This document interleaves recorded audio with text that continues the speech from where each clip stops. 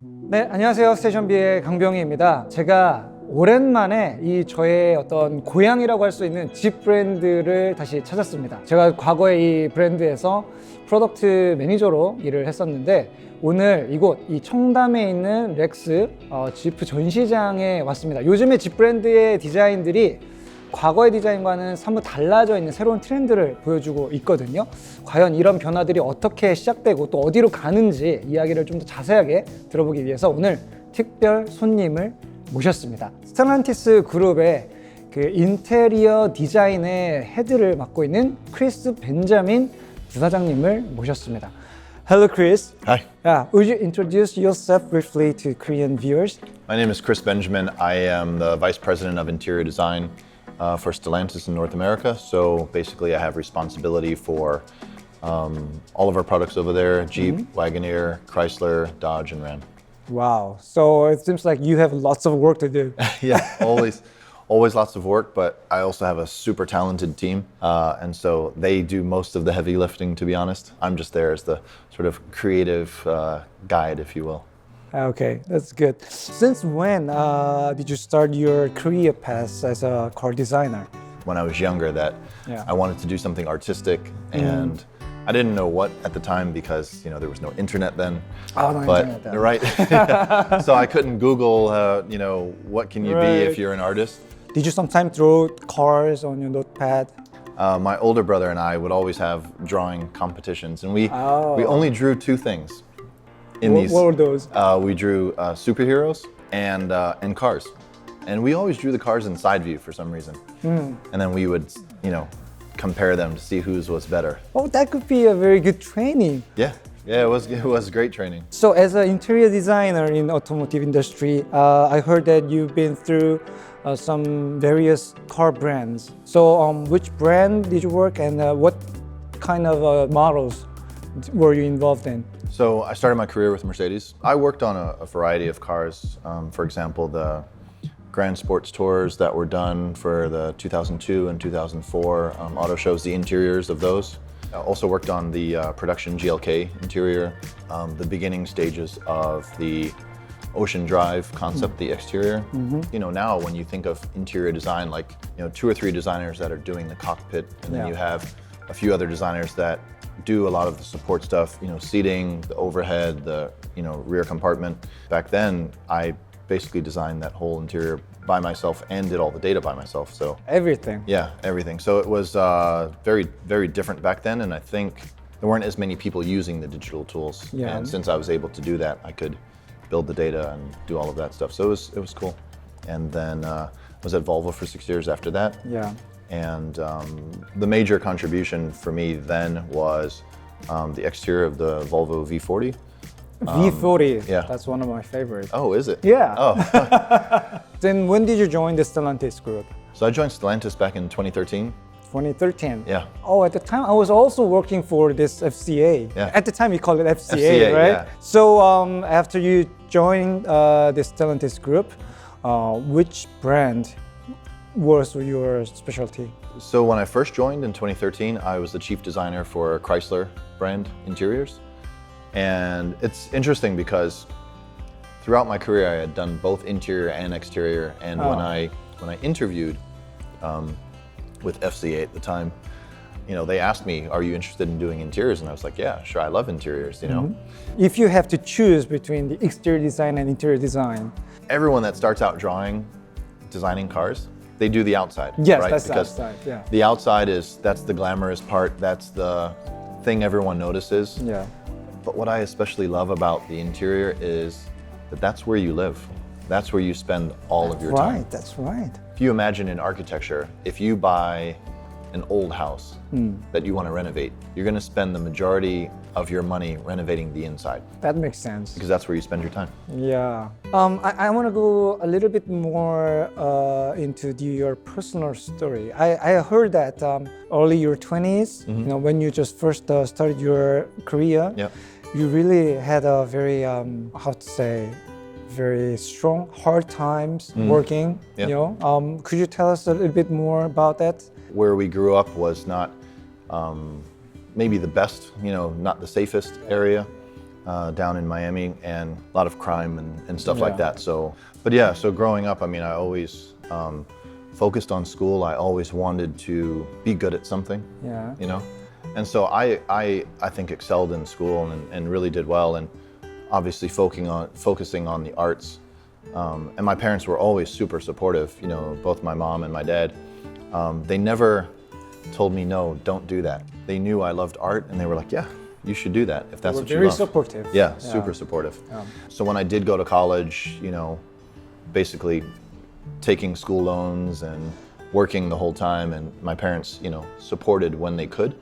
But of course there were, you know, 5 of us and 5 kids, and so, you know, my parents, for them it was super tough. So I tried to do as much on my own as I could. You know, when I graduated from school, I moved to California. Yeah. For me, it was like a dream come true. You know, all of the hard work, and then finally I landed a job as a designer at Mercedes-Benz, moving to California. That's super glamorous job, Yeah. you know? But I heard that you only slept less than 3 hours every day in your early career. Yeah, well, yeah, not because of being a designer, but you know, when I graduated from school, I had really a lot of financial burden from school loans, from everything else, and so, I started working, and I realized that I don't have enough money to like pay back my loan and, you know, all of this kind of stuff. So I actually got a night job. So I was a designer at Mercedes in the daytime, and I had a night job working at Taco Bell, working in the drive-thru and making tacos and burritos, and I did that as a full-time job. Full-time job. How many hours per day? So 40 hours a week. So I worked at Mercedes from like 8 in the morning until 6 p.m. usually, and I would go home, sleep from 6 to 9-ish, and then I had to be at Taco Bell at 10, and I would work there from 10 at night to 6 in the morning. Then I would go back home, shower, eat breakfast, and then go to Mercedes again. I would like to listen that the story that, you know, as your boss at the time, the Mercedes, understood your situation. And you know, when I first started out at Mercedes, my chief designer back then, his name was Benjamin Dimson. Lots of experience. He worked at Porsche and Mercedes. You know, he's the one that hired me. And so when I started working, and then of course I was working the 2 jobs. You know, I was tired often. Were you awake in the office? I was. You know, honestly, I sometimes would go sleep in my car at lunchtime. You know, one day after work, at the end of the day, he came up to me and he said, "Hey, Chris, just wanted to check on you. Are you okay? Is everything okay?" When he started asking me if I was okay, I was like, "Yeah, I'm okay," you know. And I was like, "Why?" He's like, "I don't know. You seem tired sometimes." Yeah, definitely. He said, "But just, you know, if there's anything, you know, just let me know." And so I was like, "No, it's fine." And a few weeks later, he came back again. And he's like, "Okay." That's because you still look tired. Yeah, I think so. He pressed me and said that, you know, you seem tired, and I want to make sure that you're okay. And from that perspective, he was thinking about my general well-being. It wasn't about my performance as a designer. It was just my own personal well-being, and for me that was a unfamiliar territory, because I never had someone that wasn't related to me show genuine concern like that. And finally I had to tell him, you know, and I was embarrassed, but I said, you know, I have a night job at Taco Bell, and I kind of said it under my breath, and I looked at the ground when I told him. He's like, "Oh, that's unacceptable. You know, you're a designer at Mercedes-Benz, and that's not." He's like, "Why are you doing that?" And I told him, I said, "You know, I have a lot of debt from school, and I still have my stuff in Miami, and I need to move my stuff over." And when he said that's unacceptable, I thought I was about to get fired, honestly. And the president at the time was Karl-Heinz Bauer. And he said, "You know, let me talk to him and I'll come back to you." And so he came back and he said, "Listen," he said, "you know, because you're on probation, we don't normally do this, but we offer, you know, quarterly bonuses to the designers." And he said, "What I'd like you to do is quit that job, and we will give you some of the money you need and we'll Wow. call it a bonus. How did you feel at the time? I think I just started crying, honestly. And it still makes me emotional because I've never had that situation where someone showed me genuine concern like that just because they could. At that moment, I thought, it doesn't matter what they ask of me. Yeah. It doesn't matter what the deadline is. It doesn't matter how much they need. I will give them more. I will give it to them faster. I will give it to them better. And I've approached my whole career like that. So that's what I did. I can see your eyes are getting wet again. Yeah, you know? yeah, it's and that moment made you vice president of this scientist group now in relatively short period, right? Yeah. I've always been ambitious. I've always, looked for what's the next step. How can I do more? And it was never about, I want this title, I want this, but it was really about how can I affect more? How can I do more? And it's also about my design team, because I think if you would ask any of my designers on my team, I look after them 200%. I make sure that, I'm not only concerned about what they're doing for me as professionals, but that they know and understand that I support them as individuals. Because that lesson that I learned was so invaluable. It was so life-changing for me. I think the team staffs are all blessed. Yeah. They do have a very good boss. So now let's go back to the design talk. What do you think is the most important thing while designing? For me, there isn't a single element, let's say, that's the most important, but it is the overall feeling that someone gets when they get in the vehicle. I always say that the exterior of a vehicle makes a promise that the interior needs to deliver on. Where surfaces lie, how technology is integrated. But the most important thing is when someone opens the door and they look in for the first time, that they go, wow, that's amazing.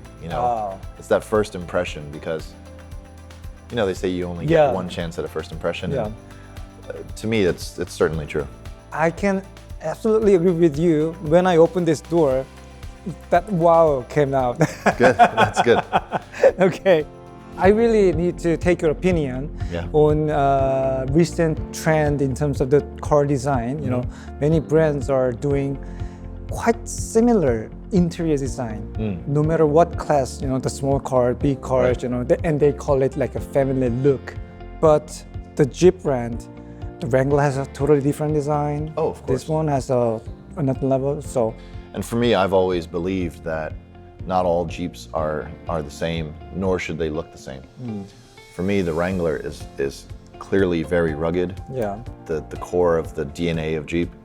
The Grand Cherokee, as Christian Meunier would say, it's wildly civilized. And for me, those are different things. They shouldn't look the same. They shouldn't feel the same, even though they're the same brand. Okay, so it's always about the harmony, the balance. Yeah, it's the harmony, and you can shift the balance of that scale depending on which vehicle, how big it is, etc. In terms of the interior design, the Jeep brand, what makes it real Jeep? What is the differentiating point from other SUV brand? Yeah, there are some similarities between what we do and what other companies do. Most of us use the same suppliers. Most of us have more or less similar technology inside. But I think from the Jeep brand perspective, we always infuse that, ruggedness, that off-road capability. So for example, in the Grand Cherokee, even though it's like a super luxurious interior, it's a perfect balance for on-road driving. We still, for example, in the center, we have those toggles left and right of the gear shifter, where you have the select terrain, because, in a Jeep you can go anywhere and do anything.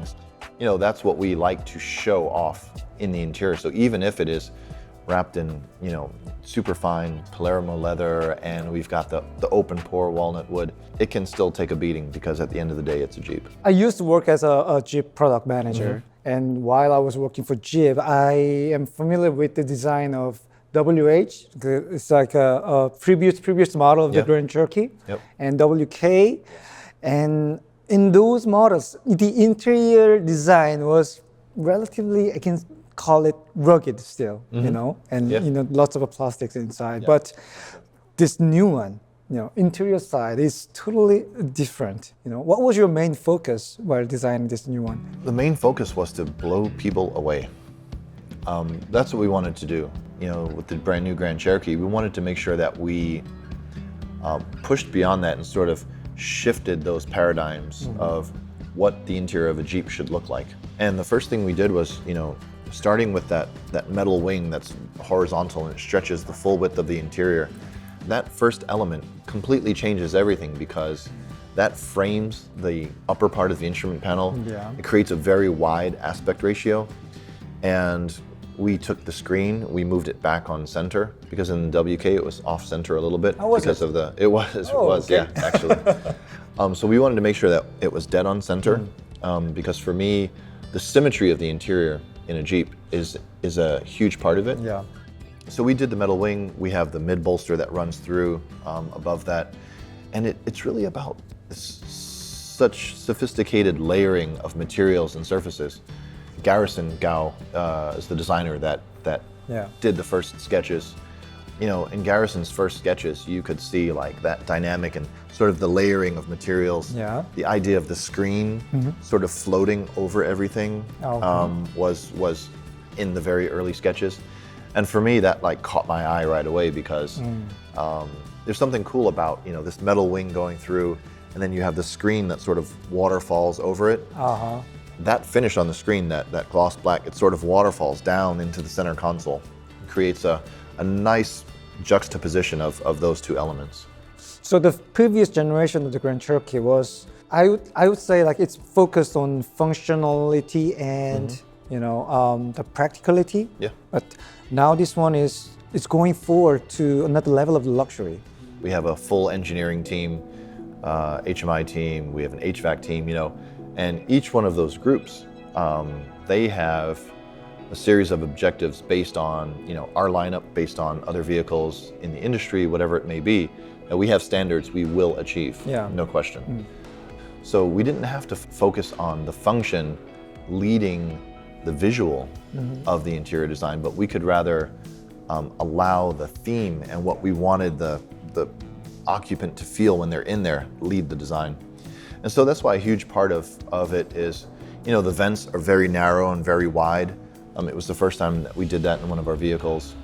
And of course, I think we pushed the limit on that because, you're always, designers, we always want it to look more impressive. And for some reason, every time you make something look more impressive, it's harder to make it function correctly. I don't know what that is, but it always seems to be that way. And then also it's like, you want to do something more cool, and it's like, if it's more cool, it's more expensive, always. But no, there was definitely a focus on luxury. There was definitely a focus on that combination of elements. And I think, my career experience, Mercedes, BMW, Volvo, all of that experience has led me to know and understand what a luxury customer wants and needs. And it's a simple thing.